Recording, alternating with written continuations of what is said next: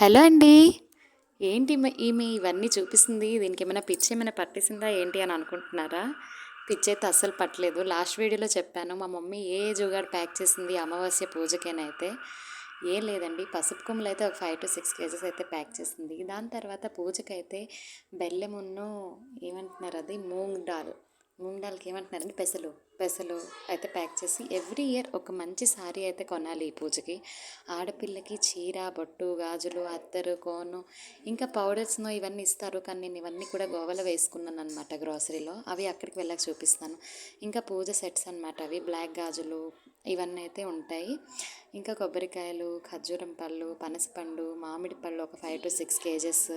దాని తర్వాత ఇవన్నీ అయితే జాకెట్ పీసెస్ పూజకి. అత్తయ్య గారికి అయితే గాజులు ఒక 2 డజన్ 3 డజన్స్ అయితే తీసుకుంది. నాకు ఒక 3 డజన్స్, అత్తయ్య గారికి ఒక 3 డజన్స్ అయితే గాజులు అయితే పెట్టింది. దాని తర్వాత ఇదిగో ఇవైతే అత్తయ్య గారి బాక్స్ గాజులు. నాకైతే శారీ ఎవ్రీ ఇయర్ ఒక మంచి శారీ అయితే పెడుతుంది, కానీ ఇయర్స్ 2 శారీస్ పెట్టింది.